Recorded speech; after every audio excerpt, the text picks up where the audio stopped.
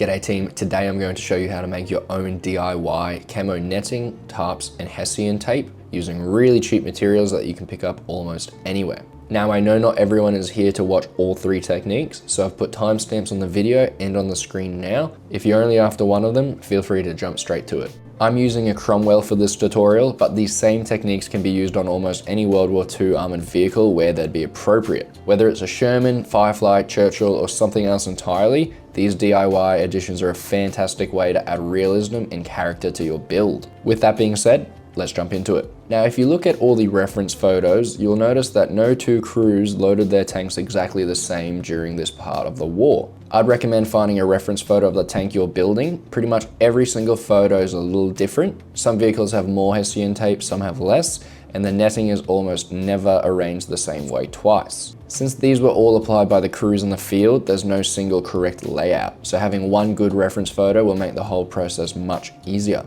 So here's my Cromwell fully built and ready to go. If you can, I'd highly recommend doing all of these DIY steps before you paint the vehicle up. We're going to be using water, PVA glue, and doing a fair bit of handling, and it's much easier doing all of that before you've spent hours painting and weathering the vehicle. If your tank is already painted, don't panic, you can still absolutely do it. Just take your time and be a little bit more careful than I was. To make our camouflage netting, we'll first mix up some PVA glue and water. I use roughly a 1 part PVA to 3 parts water ratio.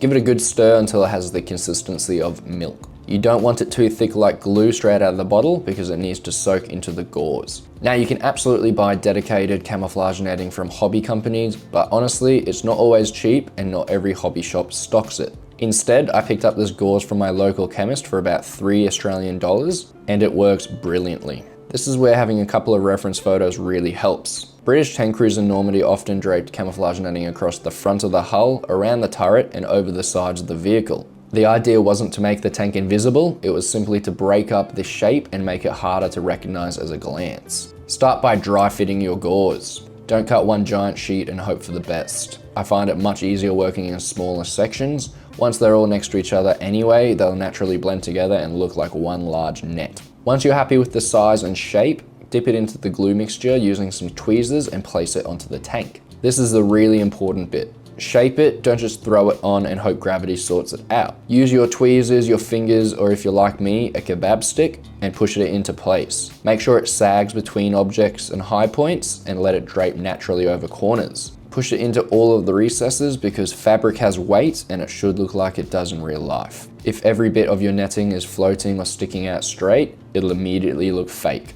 Once you're happy with one section, simply repeat the process around the rest of the vehicle. Dry fit, cut, dip, apply, and then shape it. Take your time here because it really pays off. When applying it to the turret, you want to make sure it looks like it's really hanging off the side and not just being glued on. My advice here is to make sure a bit of the netting hangs over the top of the turret so it looks like it's either been tied or hooked on to the top. Now we're going to start on the tarps. These are probably the easiest of the lot. Using that exact same glue mixture, cut yourself a few small squares or rectangles from ordinary tissue paper.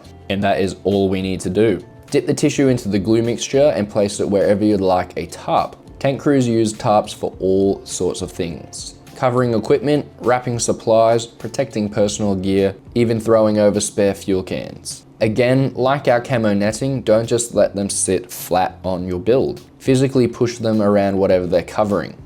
If it's over a crate, let it wrap around the edges. If it's over a rolled bedding, let it sink between the folds. Push it into corners and crevices so it looks like gravity has done its thing. Real canvases don't just hover. It molds itself around whatever it's resting on, and that's exactly what we're trying to copy here. Once I'd finished most of my tarps, I come back and glue on the last bits of stowage. That way some of the gear naturally sits over the netting and the tarps rather than underneath it. Now onto probably the most iconic feature of British tanks in Normandy, Hessian tape. During the Normandy campaign, British crews often tied strips of Hessian scrim to their vehicles to help break up hard edges and straight lines, especially on the gun barrel. It wasn't factory fit, and crews did it themselves in the field using strips of Hessian material. In short, there's no wrong or right amount. It's completely up to you and what you find in your reference pictures. Some tanks barely had any, and others look like they've driven through a curtain factory. For ours, we're using ordinary masking tape from Tamiya. Take a sharp hobby knife and slice it into thin, long strips.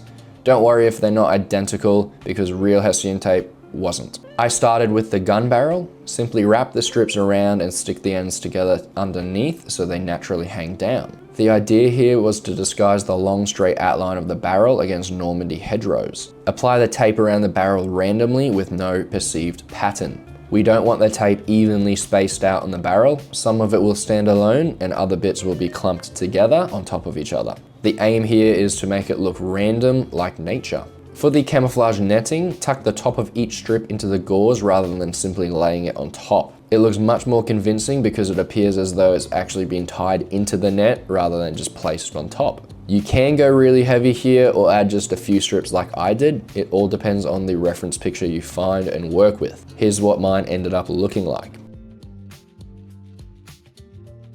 Once you're happy with everything, it's time for primer and paint. I painted my Cromwell using Camo Mk olive drab base, followed by some olive drab highlights. One really important thing here is to make sure you paint the camouflage netting as well, because that's going to serve as our base color. Once everything is dry, grab yourself an older brush and some green gray or a lighter green than your base coat on your vehicle. We're going to do some dry brushing on the entire netting. If you've never dry brushed before, it's really simple. Load a little paint onto your brush, wipe almost all of it off onto a paper towel, then lightly drag it across the raised areas. As you can see in the video, the paint only catches the highest points, making all of those tiny details pop without filling them in. Because we painted our netting with our olive drab base that we painted the whole tank with, the netting now has artificial shadows and highlights with the green gray. Go over all of the netting and only put a little bit of paint on at a time. It's much better to put on less than put on too much. Next, we'll grab khaki or a tan color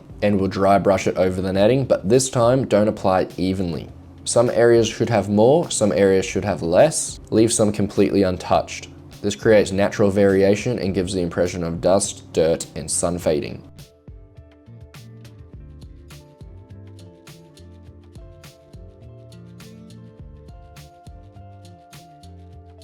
Now we'll paint our Hessian tape.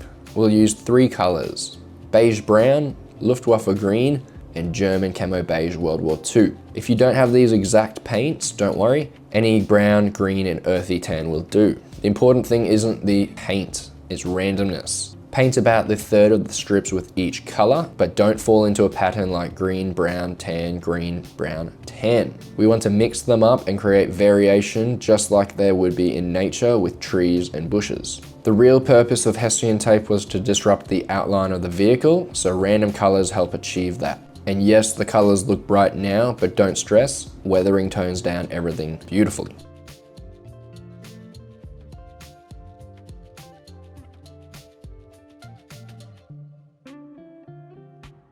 For the tarps, I mostly used khaki. It's a natural neutral canvas color and stands out nicely against the green tank.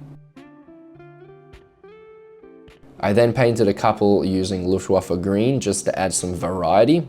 If everything's exactly the same color, your eye tends to glaze over it. A little variation keeps things interesting. If you have aftermarket stowage like me, and it includes rolled up tarps or blankets like mine did, paint those with khaki and Luftwaffe green as well. And that's all 3 painted. Before weathering, finish painting the rest of your stowage, tools, and details. Then give the vehicle 2 coats of AK Interactive Intermediate Gauzy Agent before applying your decals. To weather our DIY additions, we'll just do a simple sludge wash over the tarps and the Hessian tape only using Camo Mk Dark Wash and some enamel odorless thinner. Simply apply the wash over the entire tarp or all of the Hessian tape, then leave it for 5 to 10 minutes and come back with a brush dampened in enamel thinner and gently remove the wash from the raised and flat surfaces while leaving it behind in the folds, creases, and around the finer details. This creates natural shadows and gives everything a nice, dirty, field-worn look rather than looking freshly painted. If you'd like a more in-depth explanation on how to do a sludge wash or weather your tank overall, I've got a dedicated weathering tutorial that covers the whole process in much more detail.